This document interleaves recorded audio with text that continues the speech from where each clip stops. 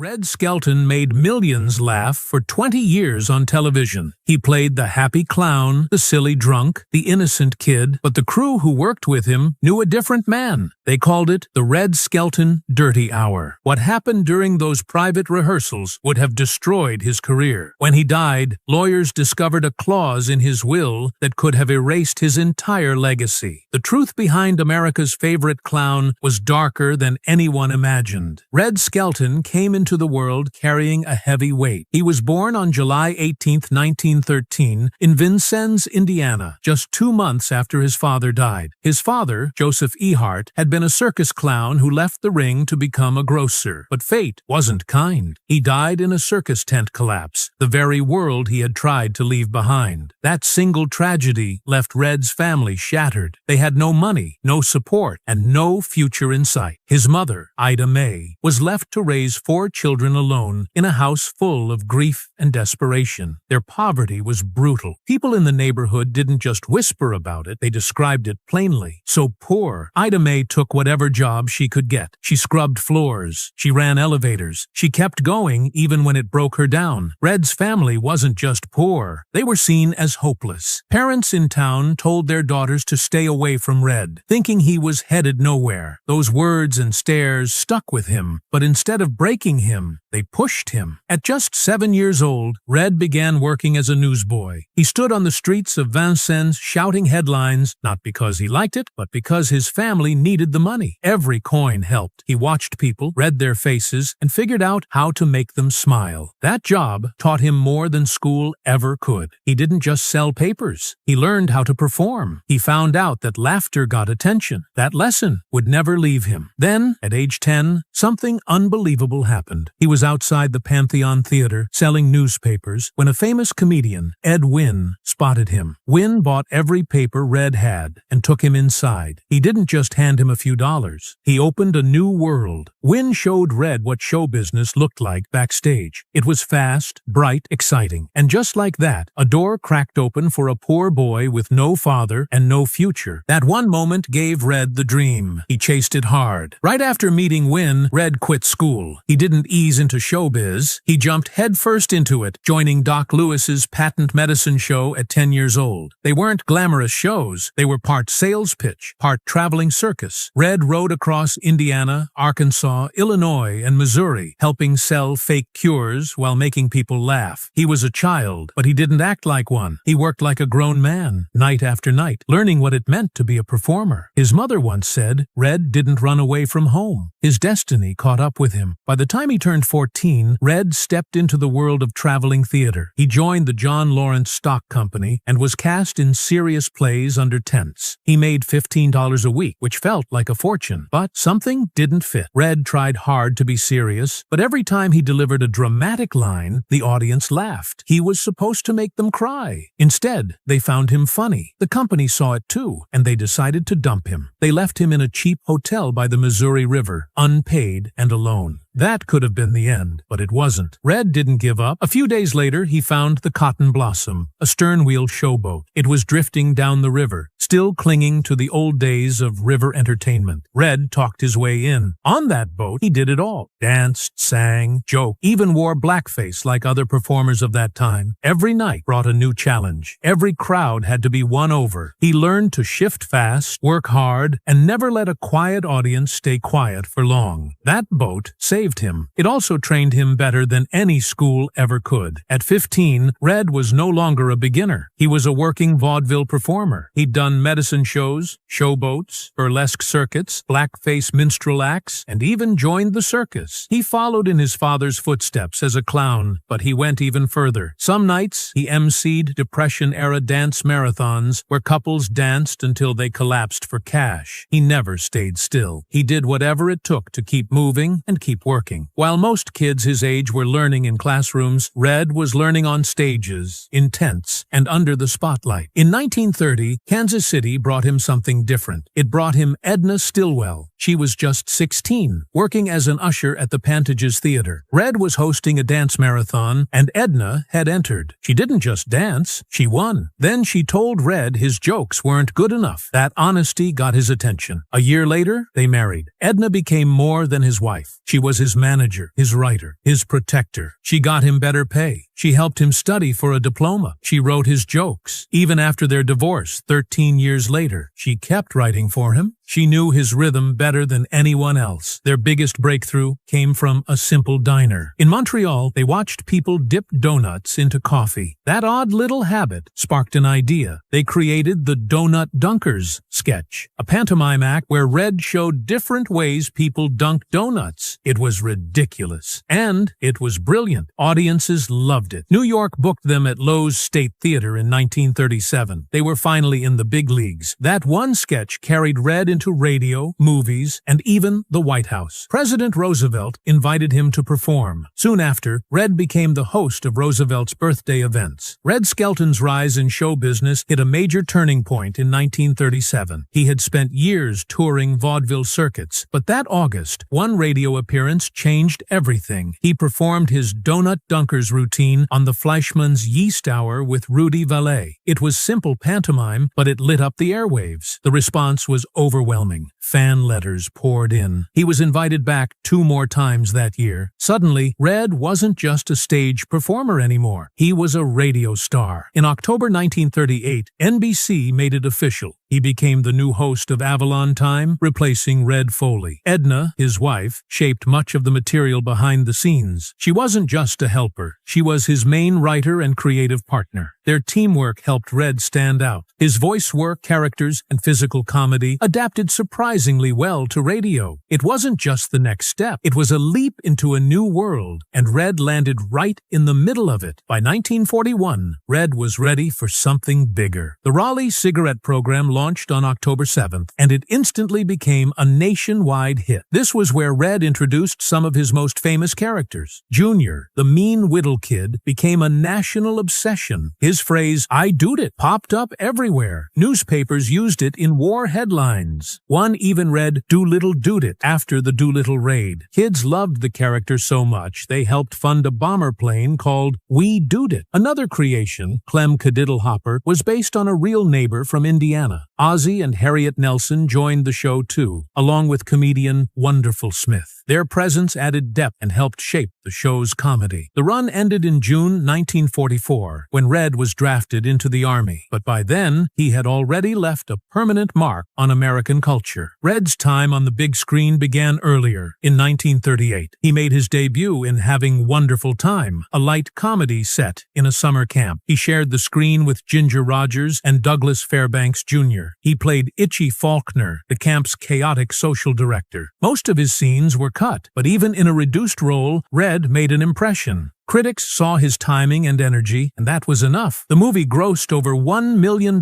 earning a profit above its $966,000 budget. It wasn't a blockbuster, but it opened doors. His signature routines, like the donut dunking bit, were getting noticed in Hollywood too. From that point on, Red became a fixture at MGM. Between 1938 and 1951, he appeared in over 30 films. Ship Ahoy in 1941 placed him alongside Eleanor Powell and Bert Lahr. Then came Bathing Beauty in 1944, originally written for Red, but remembered for making Esther Williams a star. In 1948, he starred in The Fuller Brush Man, where he played a door-to-door salesman caught up in a murder plot. Bathing Beauty was especially iconic, with its vibrant Technicolor scenes and elaborate swimming sequences choreographed by Busby Berkeley. Red's characters blended comedy with emotion, and audiences loved it. His style was different, warm, silly, and full of heart. That made him one of MGM's most reliable comedy stars through the 1940s. The same year the Raleigh cigarette program began, Red also starred in Whistling in the Dark. It was a big year. He was voted the top new radio star of 1941. That was no small feat. He was up against legends like Jack Benny and Fred Allen. What made Red different was his clean humor. It worked for every age group. No dirty jokes, no politics. Just funny, strange characters you could laugh at, with your kids or your parents. That's why he stood out. That's why he stayed. Everything changed again in March 1944. Red was drafted into the Army. At the time, he was at the top of his radio career. The Raleigh cigarette program was airing every Tuesday night at 10:30. It was one of the highest-rated shows in the country. His sponsors didn't want to lose him. Neither did MGM. They tried to get him a deferment. It didn't work. His final show aired June 6, 1944. The very next day, he became Private Skelton. The adventures of Ozzie and Harriet took over his time slot. Just like that, one of America's favorite voices disappeared from the airwaves. The war made no exceptions. Red didn't get special treatment. He trained like any other soldier. But there was a twist. He was constantly being asked to perform. Between drills, he did comedy shows, a lot of them, 12 in a day sometimes. It wore him down fast. In his diary, he described feeling faint during one of the performances. He forgot parts of his act. He covered it up, but the signs were there. In April 1945, he was sent to Italy. That month alone, he did 41 shows in 6 days. Soldiers loved him. Chaplains said he lifted spirits, but Red was running on fumes. His body and mind were giving out. Then came the collapse. He broke down in Naples. They rushed him home and admitted him to a military hospital. He stayed there for 3 months. The public never really heard what happened. The newspapers gave it a soft touch. But inside, Red was shaken. He developed a stutter. He was no longer the man who bounced between characters with ease. One day in the hospital, he noticed a fellow soldier who wouldn't talk. Red tried making him laugh. That small moment helped him start healing. But the scars didn't disappear. In September 1945, he was officially discharged. He joked later that he was the only celebrity who went in and came out a private. But it wasn't just a joke. Red didn't take the easy path. He didn't ask for a desk job or a Hollywood unit. He took the hard road, and it changed him. The breakdown left lasting effects. The stutter lingered. So did the pain. His discharge papers were signed on September 24th. The war chapter was over, but something inside him had shifted for good. Still, Red didn't waste time. By December 4th, 1945, just 10 weeks after leaving the Army, he was back on air. The Raleigh cigarette program returned, and fans were thrilled. But those closest to him noticed the difference. Red was still funny, still sharp, but now there was something darker beneath the surface. He laughed less off stage. He withdrew more often. His new characters had a deeper edge. They reflected someone who had been through something. When Red Skelton's show first aired on NBC on September 30th,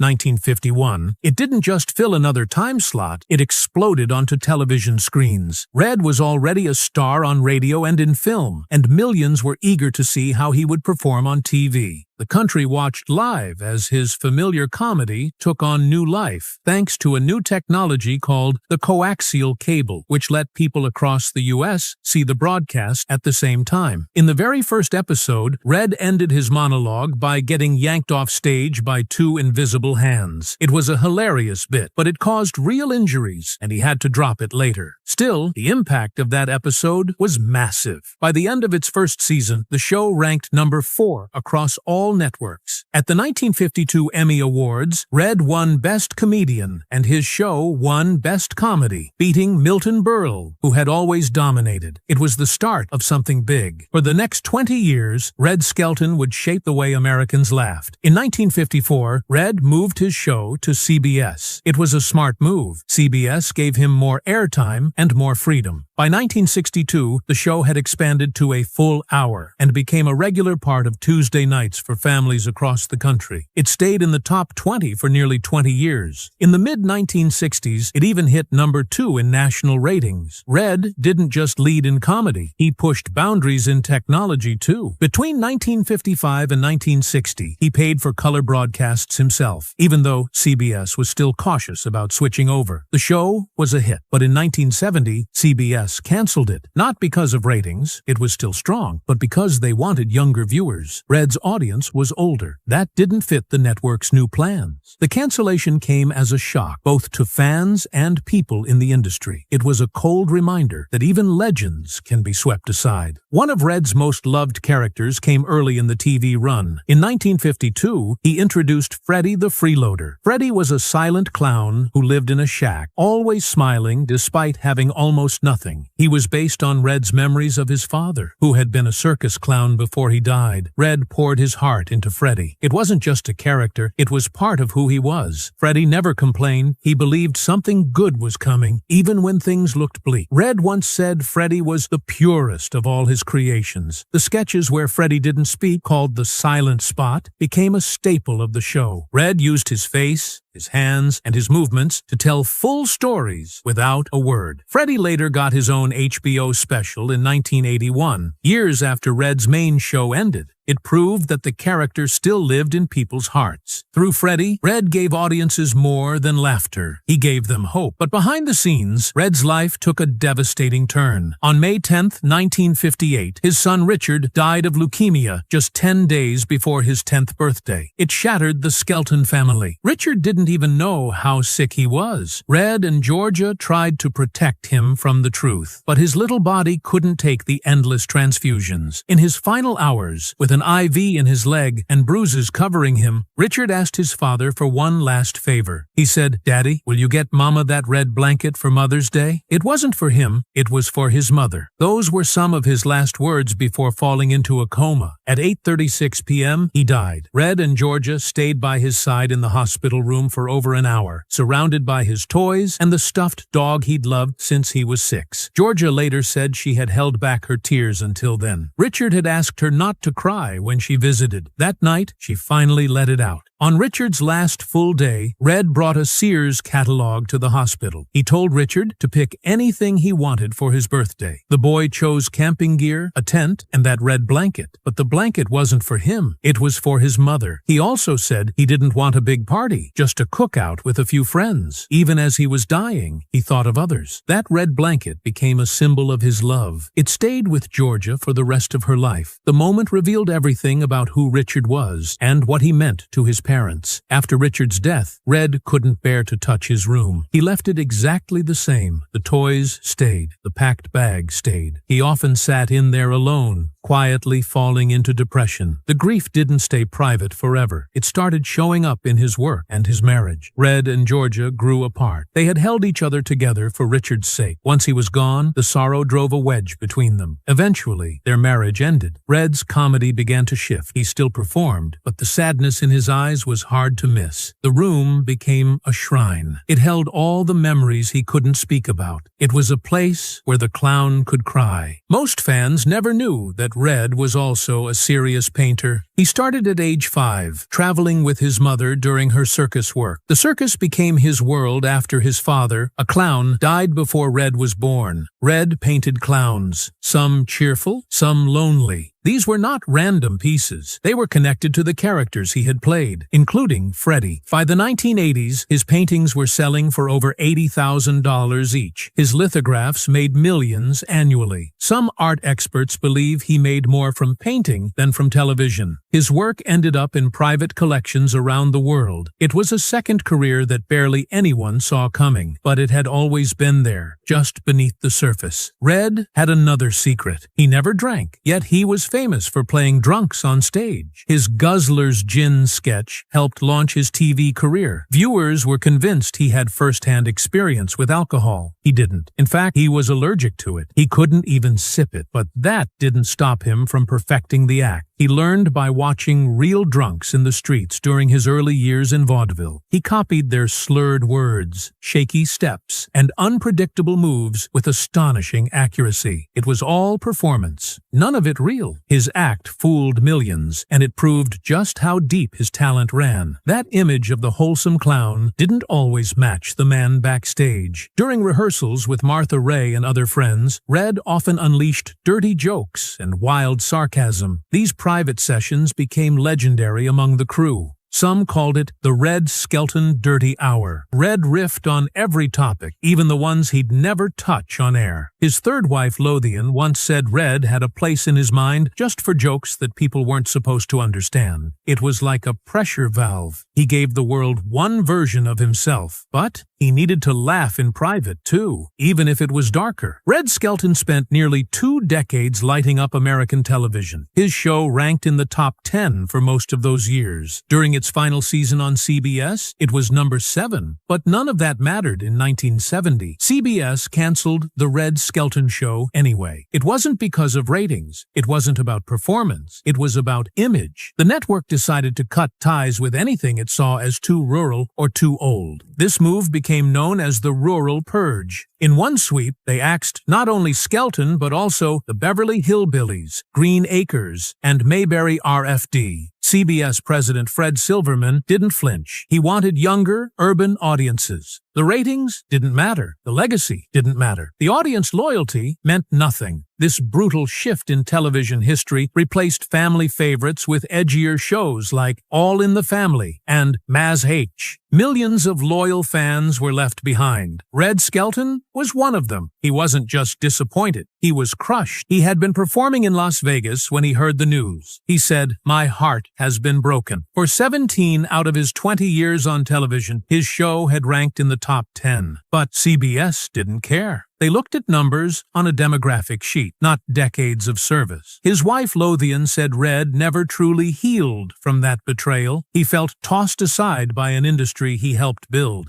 Even after the cancellation, he kept performing. He did up to 70 live shows a year, but the pain of being discarded never left. He told Lothian, "I'm mad that they didn't understand that I still had something to give." NBC tried to bring him back for one more season in 1970, but they changed everything. The show was cut from 1 hour to 30 minutes. It moved from Tuesday nights to Mondays. The set turned cold and dark. They added a cast of young actors that disrupted the flow. Viewers could feel the difference. What once felt natural now seemed forced. The ratings plummeted. It didn't even break the top 30. By spring 1971, NBC canceled the show. Red Skelton's era on weekly television came to an end. It wasn't just the show that failed. It was the bond he'd built with the audience that couldn't be recreated. Even as the comedy world changed, Red held his ground. He never gave in to vulgarity. He refused to add shock or swearing to his act. He said, "I'm not going to have my audience and their mothers, fathers, children, and grandchildren hear me recite what they can read on bathroom walls." While other comics adapted, Red stuck to clean humor. It made him seem old-fashioned to some, but he didn't care. His audience deserved respect. He kept performing on stage. He toured colleges, clubs, and charity events. People still showed up, still laughed, and still loved him. He proved that wholesome comedy could still work. He never changed to fit the times. He stood for what he believed in. Then came a shock no one expected. In 1980, 13 of his former writers filed a lawsuit. They found out Red had written a clause in his will. It said all tapes of The Red Skelton Show should be destroyed when he died. If carried out, that would mean no reruns, no syndication, and no residuals for the writers. It would erase decades of work. Red said he wrote it during a dark time when he felt abandoned by the industry, but the backlash made him rethink. He later asked, "Would you burn the only monument you've built in over 20 years? Eventually, he allowed some episodes to be preserved. His change of heart saved his legacy and protected the writer's work. But the incident revealed how much pain he still carried. Red Skelton's personal life was just as filled with heartache. On May 10, 1976, his ex-wife, Georgia Davis, took her own life. She used a gun. She did it in the backyard of her home in Rancho Mirage, California. The date was not a coincidence. It was the anniversary of their son, Richard's death. Richard had died of leukemia in 1958 at just 10 years old. Georgia never got over it. She battled alcoholism and depression. Their marriage didn't survive. They divorced in 1971. 10 years earlier, in 1966, she had been shot in the chest with a .38 in Las Vegas. That, too, was surrounded by mystery. After her death, Red stopped performing for more than a decade. He withdrew from the spotlight. The grief consumed him. In 1973, Red married again. His new wife, Lothian Toland, was the daughter of legendary cinematographer Greg Toland. Red was 60. She was 36. They moved to a quiet ranch in Anza, California. They raised horses and tended to bonsai trees. They avoided Hollywood. They avoided the noise. Lothian became his source of peace. Red wrote her letters every day. She kept them, finding some only after he passed. She stayed out of the public eye, but she took on the role of preserving his memory. She made sure Red's work wouldn't be forgotten. Even without television, Red never stopped entertaining. He performed around 70 shows every year.